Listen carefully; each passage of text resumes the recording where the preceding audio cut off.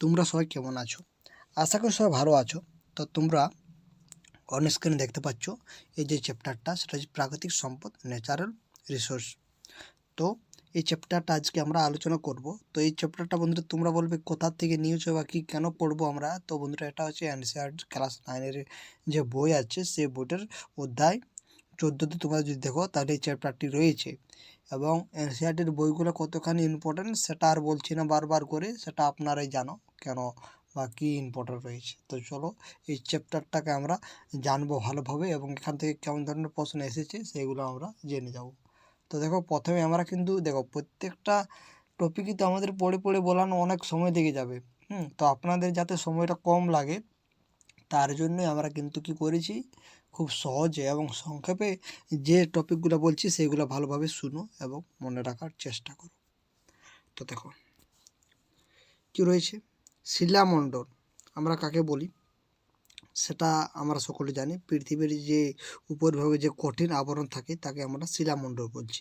আর বায়ুমণ্ডল কাকে বলবো, যে ভূগর্ভে জলের অস্তিত্ব আছে এগুলি নিয়ে তৈরি হয়েছে বালি বা কি বায়ুমণ্ডল। পৃথিবীর পৃষ্ঠের 75% দ্বারা জল আবৃত থাকে এবং ভূগর্ভেও কিছু জল রয়েছে, সেগুলোকে নিয়ে আমরা বায়ুমণ্ডল বলে রয়েছি। এটা সকলে জানো, এটা একেবারে সোজা জিনিস। তো আপনাদেরকে কোনোদিন এরকম প্রশ্ন দেবে না যে ভূমণ্ডল কী, হ্যাঁ, বা বায়ুমণ্ডল কী বা শিলামণ্ডল কী, কোনোদিন আপনাদেরকে দেবে না। তো চলো যেগুলো দেবে সেগুলো দেখো। তারপর দেখো এই যে বায়োস্ফিয়ার তোমরা দেখতে পাচ্ছ, সেটা কী হচ্ছে, জীবন ধারণের উপযোগী পৃথিবীর এই অঞ্চলগুলিতে শিলামণ্ডল, বায়ুমণ্ডল এবং বায়ুমণ্ডলের মিথস্ক্রিয়ার ফলে পৃথিবীতে প্রাণের উদ্ভব হয়েছে। তাহলে প্রাণের উদ্ভবটা তোমাদের কেমনভাবে তৈরি হয়েছে, তো এগুলো সবই মিক্সিংভাবে হয়েছে। কোনগুলো, এই শিলামণ্ডল বলো, বায়ুমণ্ডল বলো, বায়ুমণ্ডল বলো, এগুলোর মিথস্ক্রিয়ার ফলে পৃথিবীতে প্রাণের উদ্ভব হয়েছে, যা আমরা জীবমণ্ডল নামে পরিচিত। তাহলে তোমাদেরকে এখানে প্রশ্ন আসতে পারে যে জীবমণ্ডল সময় আমরা কি বলতে পারবো, তখন বায়ুমণ্ডল প্লাস শিলামণ্ডল প্লাস বায়ুমণ্ডল বলতে পারবো। আশা করি আপনারা জিনিসটা বুঝতে পেরে গেছো। এবার দেখো তারপরে যে প্রশ্নগুলো আপনাদেরকে বলে দিচ্ছি, যে ইম্পর্টেন্ট টপিকগুলো বলে দিচ্ছি সেগুলাই আপনারা মনে রাখবে, সেগুলাই ইম্পর্ট্যান্ট। তো দেখো কী রয়েছে, জীবমণ্ডলের যে জৈব উপাদান সজীব বস্তুদের নিয়ে গঠিত, বায়ু, জল এবং মৃত্তিকা হলো জীবমণ্ডলের অজৈব ও অজৈব বা নির্জীব উপাদান। তাহলে এই যে আমাদের জীবমণ্ডলের জৈব উপাদান সজীব বস্তুদের নিয়ে গঠিত রয়েছে, সেই বায়ু, জল এবং মৃত্তিকা হলো জীবমণ্ডলের অজৈব বা নির্জীব উপাদান। এসো এই অজৈব উপাদানগুলিকে নিয়ে বিশদভাবে অধ্যয়ন করি, যার দ্বারা পৃথিবীতে জীবগুলির অস্তিত্ব রক্ষার ওদের ভূমিকা সম্পর্কে আমরা জানতে পারবো। এবার চলো একে একে আমরা আলোচনা করছি। তো দেখো প্রথম হচ্ছে জীবনের স্পন্দন অর্থাৎ বায়ু। তো আমরা সকলে জানি যে বায়ুতে বিভিন্ন গ্যাস রয়েছে, তাদের মধ্যে নাইট্রোজেন, অক্সিজেন, কার্বন ডাইঅক্সাইড, জলীয় বাষ্প। তো সব থেকে কোন গ্যাসটার পরিমাণ বেশি রয়েছে, তো সেটা তোমরা সকলে জানো। তো দেখো সেখানকার বায়ুমণ্ডলের প্রধান উপাদান গ্যাসটি কিছু কার্বন ডাইঅক্সাইডও রয়েছে। প্রকৃতপক্ষে শুক্র, এই দেখো এখান থেকে তোমাদের প্রশ্ন আসবে, এটা তোমরা কোথায় পড়ছো, আমি এখানে পড়ছি, সেটা দেখো।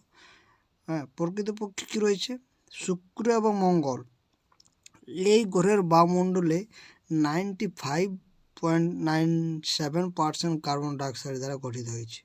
তোমাদের প্রশ্ন আসতে পারে যে কোন গ্রহতে কার্বন ডাইঅক্সাইডের পরিমাণটা 95.97% রয়েছে, তখন আপনাদের উত্তরটা কেমন দিতে হবে, শুক্র এবং মঙ্গল। আশা করি আপনারা জিনিসটা বুঝতে পেরেছো। যদি বুঝতে পেরেছো তো চলো তারপর টপিকে কী বলছে। এই যে আমাদের বুঝতে পারছি কার্বন ডাইঅক্সাইড কত রয়েছে, তা সত্ত্বেও বায়ুমণ্ডলে কার্বন ডাইঅক্সাইডের পরিমাণ শতাংশের হিসাবে 1% ভগ্নাংশে। আমরা জানি বায়ুমণ্ডলে আমাদের পৃথিবীতে কার্বন ডাইঅক্সাইডের পরিমাণ কম রয়েছে, 1% ভগ্নাংশে আমরা সেটা মেপে থাকি, 0.03 সামথিং রয়েছে। তো কারণ বায়ুমণ্ডলে এর পরিমাণ নির্দিষ্ট থাকে, তাই এটা নির্দিষ্ট রয়েছে কী কারণে থাকবে এই দুটো নির্দিষ্ট, সেই হচ্ছে দুটি উপায় আমরা, সেটা হচ্ছে কি, সবুজ উদ্ভিদ সালোকসংশ্লেষের উপস্থিতিতে কার্বন ডাইঅক্সাইড থেকে শর্করা তৈরি করে। তোমরা এটা সকলে জানো, তার জন্যে কিন্তু আমাদের কী রয়েছে, বায়ুমণ্ডলের পরিমাণটা নির্দিষ্ট রয়েছে এই কার্বন ডাইঅক্সাইডে। আর কি আরেকটা উপায় হতে পারে, সেটা হচ্ছে বহু জলচর প্রাণী সমুদ্রের জলে দ্রবীভূত কার্বনেট লবণ ব্যবহার করে তাদের খোলস তৈরি করে। এরকমভাবেই কিন্তু দুটো উপরে আমরা কার্বন ডাইঅক্সাইডের যে পরিমাণটা সেটা নির্দিষ্ট রয়েছে বায়ুমণ্ডলে। তো এই হচ্ছে ব্যাপার, এখান থেকে সেরকম আর কিছু নয়। আমরা এবার চলে যাব তারপরে, সেটা হচ্ছে জলবায়ু নিয়ন্ত্রণ বায়ুমণ্ডলের ভূমিকা। তো দেখো, বায়ুমণ্ডল আমাদের পৃথিবীকে কম্বলের মতো একটা আবৃত করে রেখেছে। আমরা জানি বায়ু তাপের কী উপরিবাহী। দিনের বেলা এবং সারা বছর ধরে বায়ুমণ্ডলে পৃথিবীর গড় তাপমাত্রা প্রায় অবিচলিত অর্থাৎ স্টেডি রাখে। দিনের আলোতে তাপমাত্রা হঠাৎ বৃদ্ধি থেকে বায়ুমণ্ডলে তাদের রক্ষা করে। আবার রাতের বেলা মহাকাশে কী হচ্ছে, তাপে ছাড়িয়ে পড়ার হার কমিয়ে দেয়। একেবারে চাঁদের কথা ভাবো, সূর্যের থেকে যার দূরত্ব পৃথিবী থেকে সূর্যের দূরত্বের প্রায় সমান, তথাপি চাঁদের পরিমণ্ডলে কোনো বায়ুমণ্ডল না থাকায় তাপমাত্রার পরিধিটা দেখতে পাচ্ছি তোরা -190°C থেকে 110°C মধ্যে হয়ে থাকে। এই হচ্ছে ব্যাপার। তারপরে দেখো, আমাদের সেরকম কিছু এখানে নেই, আমাদেরটা স্কিপ করে দিচ্ছি। আমরা যেগুলো ইম্পর্টেন্ট সেগুলোই পড়বো, এটা আপনাদেরকে প্রথমে বলে দিয়েছি, এখনও বলছি। তোমরা দেখবে দিনের বেলায় সমুদ্র উপকূলে অঞ্চলের দিকে যদি লক্ষ্য করো দিনের বেলাতে, তখন দেখবে ওই যে সমুদ্র থেকে যে বায়ুটা আসে সেটা কিন্তু একটু ঠান্ডা লাগে। কেমন লাগে? ঠান্ডা লাগে, বুঝতে পারছো? তো এটা কেন, কী জন্য হয়, সেটা স্থলবায়ু আর সমুদ্রবায়ু তোমরা ক্লাস 8-এ পড়েছ, সেটা তোমরা সকলে জানো। তো সেটা আমরা ডিটেলসে যাচ্ছি না, আমরা কিন্তু মেন টপিকগুলো দিয়ে চলে যাচ্ছি। তো তাই দিনের বেলায় সমুদ্র উপকূল অঞ্চলের দিকে লক্ষ্য করলে তোমরা দেখতে পাবে মাটির উপরভাগের বায়ু দ্রুত উত্তপ্ত হচ্ছে এবং ক্রমশ উপরে উঠতে শুরু করছে। তাহলে দিনের বেলা আমাদের ভূপৃষ্ঠ কী হচ্ছে, গরম থাকতে চাই, এরকম সিস্টেমটা হচ্ছে। তা বায়ুর এই ঊর্ধ্বগতির ফলে নিম্নচাপের সৃষ্টি এবং সমুদ্রের জলের উপরই ভাগের বায়ু ওই নিম্নচাপ অঞ্চলের দিকে চলে এসছে। অর্থাৎ সমুদ্রের বায়ুটা সেই ওই যে যেখানে আমাদের ভূপৃষ্ঠে যে বায়ুটা গরম উপরে চলে গেছে সেখানে চলে এসছে সমুদ্রের বায়ুটা, তাই ঠান্ডা লাগছে সমুদ্রের বায়ুটা যখন আসছে আমাদের এদিকে, কারণ সমুদ্রটা ভারী বায়ু। হ্যাঁ, এবার অন্য অঞ্চলের দিকে বায়ুর এই গতি বা প্রবাহ সৃষ্টি হয়।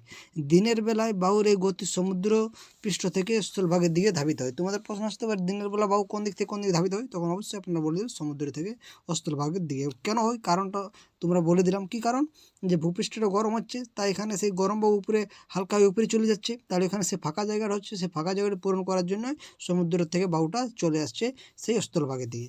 এবং রাতের বেলায় তার উল্টোটা ঘটবে, বুঝতে পারছি। স্থলভাগ এবং সমুদ্র জল উভয়ই শীতল হতে শুরু করে। যেহেতু জল স্থলভাগের চেয়ে মন্থর গতিতে শীতল হয়, তাই জলের উপরভাগের বায়ুর উষ্ণতা স্থলভাগের উপরভাগের বায়ুর উষ্ণতার চেয়ে বেশি হয়। এই হচ্ছে ব্যাপার, সেরকম আর কিছু নয়। তোমরা বুঝতে পেরেছো আশা করি জিনিসটা। তারপরে দেখো, আমরা পড়বো বৃষ্টি, রেন। তো এই জিনিসটা কি, তো তোমরা জানো, সকলে জানো যে মেঘ কীভাবে সৃষ্টি হয়। এটা আমরা ডিটেলসে যাচ্ছি না। দেখো, সিম্পল টপিকগুলো আপনারা জেনে যাবে, যেগুলো ইম্পর্টেন্ট সেগুলো দেখো। দিনের বেলায় জলাশয়ের জল উত্তপ্ত হয়ে প্রচুর জলীয় বাষ্প মুক্ত হয় এবং তা বায়ুতে মিশে যায়। বিভিন্ন জৈবিক ক্রিয়ার ফলে বায়ুমণ্ডলের কিছু পরিমাণ জলীয় বাষ্প মুক্ত হয়, ফলে বায়ু উত্তপ্ত হয়ে ওঠে। এই গরম বায়ু জলীয় বাষ্প সহযোগে বায়ুমণ্ডলের ঊর্ধ্বাংশে উঠতে থাকে। বায়ু যতই ঊর্ধ্বগামী হয় ততই সেটি প্রসারিত এবং শীতলীকৃত হয়। এই শীতলীভবনের ফলে বায়ুর জলীয় বাষ্প ঘনীভূত হয় এবং ক্ষুদ্র ক্ষুদ্র জলবিন্দুতে পরিণত হয়। বায়ুতে ভাসমান কণা কেন্দ্র হিসেবে কাজ করে বলে ঘনীভবনের এই ঘটনা আরও ত্বরান্বিত হয়। সাধারণত বায়ুতে ভাসমান ধূলিকণা এবং অন্যান্য কণা এই কাজে সংঘটিত হয়, বুঝতে পেরেছ? অর্থাৎ এটা জল কীভাবে, মানে বৃষ্টি কীভাবে তৈরি, সেটা আপনাদেরকে বলে দিলাম। এবার এখান থেকে তোমাদের যেটা প্রশ্ন আসতে পারে সেটা হচ্ছে যে বৃষ্টি পরিমাপক যে যন্ত্র তার নাম কি, সেটা তোমরা সকলে জানো, রেন গেজ। এই হচ্ছে, এখান থেকে সেরকম আর কিছু প্রশ্ন আসবে না, আমরা এখানে স্কিপ করে দিচ্ছি, তারপরে চলে যাচ্ছি আমরা। দেখো, জীবাশ্ম জ্বালানি তোমরা বলবো কোন শিলা গঠিত হয়, পাললিক শিলা। তো এই জীবাশ্ম জ্বালানি যেমন কয়লা এবং খনিজ তেলের সাথে সামান্য পরিমাণ নাইট্রোজেন ও সালফার মিশে থাকে। এই জ্বালানিগুলোকে যখন পোড়ানো হয় তখন নাইট্রোজেন এবং সালফারও পড়ে এবং এর ফলে নাইট্রোজেন এবং সালফার বিভিন্ন অক্সাইড উৎপন্ন করে এবং শ্বাস প্রশ্বাসের সাথে এই গ্যাসগুলো গ্রহণ করা বিপজ্জনক হয়ে থাকে। এবং শুধু তাই নয়, এই গ্যাসগুলো বৃষ্টির জলে দ্রবীভূত হয়ে অ্যাসিড বৃষ্টিও কিন্তু সৃষ্টি করে, বুঝতে পারছো? এবং জীবাশ্ম জ্বালানি দহনের বায়ুতে ভাসমান কণার পরিমাণটাও বৃদ্ধি করে। তাই ভাসমান কণাগুলো হতে পারে কার্বন কণা যাদের দহন হয়নি, বা হাইড্রোকার্বন নামক যৌগ অধিক মাত্রায় এইসব দূষক পদার্থের উপস্থিতিতে দৃশ্যমানতা কমিয়ে দেয়। বিশেষ করে শীতকালে যখন বায়ুর জলীয় বাষ্প ঘনীভূত হতে থাকে, একেই ধোঁয়াশা বলে এবং যা বায়ু দূষণ পর্যবেক্ষণ করার একটা নির্দেশক। গবেষণা করে জানা গেছে শ্বাস প্রশ্বাসের সাথে প্রতিনিয়ত বায়ুতে উপস্থিত এইসব পদার্থ গ্রহণ করার কারণে অ্যালার্জি, ক্যান্সার এবং হৃদরোগের মতো অসুখ দিন দিন বাড়ে চলেছে। বায়ুতে এইসব ক্ষতিকারক পদার্থের পরিমাণ বৃদ্ধিতেই বায়ু দূষণটা ঘটছে। এই যে তোমরা দেখতে পাচ্ছ, এটা হচ্ছে লাইকেন। তো দেখা গেছে লাইকেন নামক একটি সালফার নামক যৌগটি সালফার ডাইঅক্সাইডের মতো বায়ু দূষণের প্রতি অত্যন্ত সংবেদনশীল। এই সালফারের মতনই কিন্তু লাইকেনও কিন্তু বায়ু দূষণ ঘটায়। এই হচ্ছে ব্যাপার। তারপরে দেখো কী বলছি, দেখো পৃথিবীর সমস্ত স্থল জীবদের স্বাদু জলের প্রয়োজন হয়। কেন হয় তোমরা দেখতে পাচ্ছ, কেন হয়?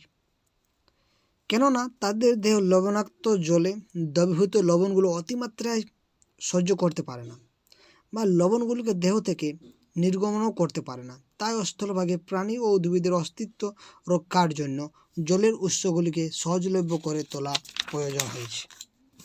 বুঝতে পেরেছো তো আশা করি। আমরা কিন্তু শর্ট করে আমরা পেরিয়ে যাচ্ছি, অর্থাৎ আর বেশি কিছু আমরা ডিটেলসে যাচ্ছি না। তারপরে যদি দেখো, তারপরে এখান থেকে কী কী প্রশ্ন আসতে পারে। বট আইলা আটলাস থেকে এই যে মানচিত্রটি বৃষ্টিপাতের প্রকৃতির ধরন দেখা হয়েছে। অর্থাৎ এই বট আটলাস থেকে, এই মানচিত্রটি থেকে কিন্তু কী হয়েছে, বৃষ্টিপাতের প্রকৃতির ধরন দেখা হয়। তোমাদের প্রশ্ন হচ্ছে বৃষ্টিপাতের প্রকৃতি কোন মানচিত্রে দেখা হবে, সেটা হচ্ছে বট ও আটলাস। হ্যাঁ, এবার তোমরা যদি বলো জল দূষণ, তো তোমরা সকলে জানো জল একটা কী পদার্থ। তো এখানে আটলাস ছিল, তোমাদেরকে দেখিয়ে দিই। হ্যাঁ, আটলাস বই আটলাস, এটা এখান থেকে এই মানচিত্র থেকে বৃষ্টিপাতের প্রকৃতিটা, হ্যাঁ, অর্থাৎ কেমন বৃষ্টিপাতটার মানে ক্ষমতাটা, সেটা দেখানো হয়। তোমরা দেখে দেখবে অনেক সময় মিডিয়াতে দেখানো হয়ে থাকে। এবার দেখো জল দূষণ। তো আমরা জল দূষণ তো জানি বিভিন্ন কারণ হয়ে থাকে, এটা আমরা আর পড়ছি না, তোমরা সেটা সকলে জানো। তো জল দূষণের ফলে কী কী রোগ হতে পারে দেখো। আগে আমরা পড়ব জল দূষণ শব্দটি ব্যবহার করার সময় নিচের প্রভাবগুলো সংযুক্ত করব। দেখো জলাশয়গুলিতে অপ্রয়োজনীয় ক্ষতিকারক পদার্থ ফেলা হয়। এই ক্ষতিকারক পদার্থগুলো হতে পারে কৃষিকার্যে ব্যবহৃত সার, কীটনাশক এবং অথবা অন্য কোনো বিষাক্ত পদার্থ, যেমন পারদ, গঠিত লবণ। এগুলো যখন মেশানো হয় তখন রোগ সংক্রমণও কিন্তু হয়ে থাকে। যেমন কলেরা রোগ সৃষ্টিকারী ব্যাকটেরিয়া হবে এই মানে জলটাতে জন্মাবে, তখন আমরা যখন সেই জলটা ব্যবহার করব তখন আমাদের শরীর খারাপ হবে। হ্যাঁ, এবং জলাশয় থেকে অপ্রয়োজনীয় অত্যাবশ্যক পদার্থের নির্গমন, জলজ উদ্ভিদ এবং প্রাণীর দ্রবীভূত অক্সিজেন ব্যবহার করবে। ধরো জলটায় ওই বিষাক্ত পদার্থ মিশে আছে, সেই জলটা যখন জলজ প্রাণীরা ব্যবহার করবে, কোনো পরিবর্তনের ফলে ওই দ্রবীভূত অক্সিজেনের পরিমাণ যদি যথেষ্ট পরিমাণ কমে যায়, তবে জলজ জীবগুলি ভীষণভাবে ক্ষতিগ্রস্ত হয় এবং অন্যান্য পুষ্টিকর পরিপোষক পদার্থ জলাশয় থেকে নিঃসরিত হতে থাকে। উষ্ণতা পরিবর্তন ঘটলে জলজ উপকূলের জলে বেঁচে থাকার জন্য জলাশয়ের যে উষ্ণতা একটা নির্দিষ্ট সীমার ভেতর থাকা দরকার, এবং জলাশয়ের তাপমাত্রা হঠাৎ কোনো পরিবর্তন তাদের জন্য খুবই বিপজ্জনক এবং প্রয়োজনে বাধার সৃষ্টি করে। উষ্ণতা পরিবর্তনের প্রতি বিভিন্ন প্রাণীর ডিম এবং শুককীটগুলো অত্যন্ত সংবেদনশীল হয়ে যায়। এই হচ্ছে ব্যাপার। আর আমরা এখান থেকে যদি কিছু পড়ি, তো দেখো মাটির পুষ্টিকর খনিজ পদার্থ। তো পৃথিবীর সর্বস্থ স্তরকে আমরা কি বলছি, ভূত্বক বলি। যদি পৃথিবী হয় সব থেকে বাইরের স্তরটাকে আমরা কি বলবো, ভূত্বক বলে থাকি। এটা তোমরা সকলে জানো।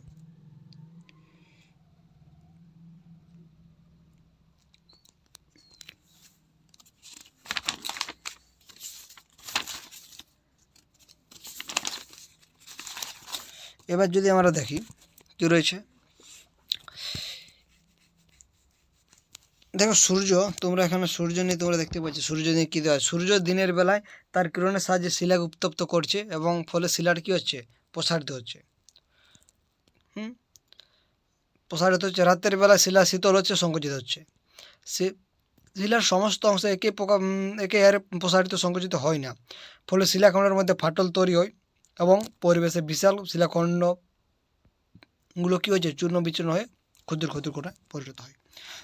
জলটা কী করছে, মানে মাটির সাথে জলের কী সম্পর্ক রয়েছে দেখো, মাটির সৃষ্টিতে জল দুভাবে সাহায্য করে। দেখো এইগুলো পড়বে আর না পড়বে একই ব্যাপার, আমরা কিন্তু এইগুলো তাই স্কিপ করে দিচ্ছি। যদি তোমরা পড়তে চাও অবশ্যই পড়তে পারো। দেখো এখানে মাটির এখানে ইম্পর্টেন্ট আমরা আছে যেগুলো সেগুলো পড়বো, আমরা আপনাকে বারবার বলে দিয়েছি। তো মাটির সৃষ্টিতে সজীব বস্তুগুলোর একটি গুরুত্বপূর্ণ ভূমিকা রয়েছে। সজীব বস্তুগুলোর কিন্তু গুরুত্বপূর্ণ একটা ভূমিকা রয়েছে। লাইকেন, যার সম্বন্ধে আমরা আগে পড়েছি, এরা শিলাখণ্ডের গায়ে অর্থাৎ তলে জন্মায়। যখন এদের বৃদ্ধি ঘটতে থাকে তখন এরা নির্দিষ্ট কিছু পদার্থ ত্যাগ করে, যেগুলো শিলাখণ্ডের পৃষ্ঠ তলকে পাউডারের মধ্যে গুঁড়োয় পরিণত করে এবং মাটির পাতলা স্তর গঠন করে। এরপর শিলাখণ্ডের পৃষ্ঠতলে মসের মতো অন্যান্য ক্ষুদ্র ক্ষুদ্র উদ্ভিদ পুনরায় বেড়ে উঠতে থাকে। এইভাবে শিলাখণ্ডের ভাঙন প্রক্রিয়া চলতে থাকে।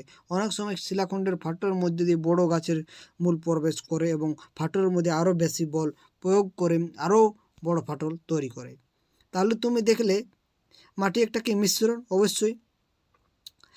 আর কি, এর মধ্যে বিভিন্ন আকৃতির ক্ষুদ্র ক্ষুদ্র শিলাখণ্ড রয়েছে। এতে সবুজ বস্তুর বিয়োজিত কণাও রয়েছে, যাদের আমরা হিউমাস বলে। তাহলে হিউমাস কি বলবে আমরা, তখন তোমরা বলবে যে যে আমরা জানি মাটিটা কী হচ্ছে মিশ্রণ একটা, তাই এর মধ্যে বিভিন্ন আকৃতির ক্ষুদ্র ক্ষুদ্র শিলাখণ্ড রয়েছে।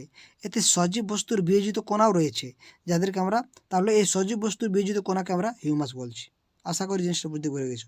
এবার মাটির গঠন নির্ধারণের হিউমাসের একটা বড় ভূমিকা রয়েছে, কারণ এটি মাটিকে সচ্ছিদ্র করে, এর ফলে জল ও বায়ু মাটিতে অনেক গভীরে প্রবেশ করতে পারে, তাই হিউমাসের একটা ভূমিকা রয়েছে। তাই মাটির সবচেয়ে উপরের স্তরটাকে আমরা কী বলছি, তোমরা সকলে জানো, ভূত্বক। তাহলে এই মাটির সবচেয়ে উপরের স্তর, যেখানে মাটির কণাগুলো ছাড়াও হিউমাস সজীব বস্তু রয়েছে, তাকে আমরা ভূত্বক বলছি। হ্যাঁ, এই কেঁচো যারা হিউমাস তৈরিতে বড় ভূমিকা নেয়। এই কেঁচোরা কী করছে, হিউমাস তৈরিতে কিন্তু সাহায্য করে। এই হিউমাসটা কতখানি গুরুত্বপূর্ণ সেটা আপনারা বুঝে গেছো। তো আজকে আমরা এখানে শেষ করে দিচ্ছি। তোমাদের ভিডিওটা কেমন লাগলো অবশ্যই কমেন্ট করে জানাতে পারো। তো বন্ধুরা, ভিডিওটা শেষ পর্যন্ত দেখার জন্য অসংখ্য ধন্যবাদ।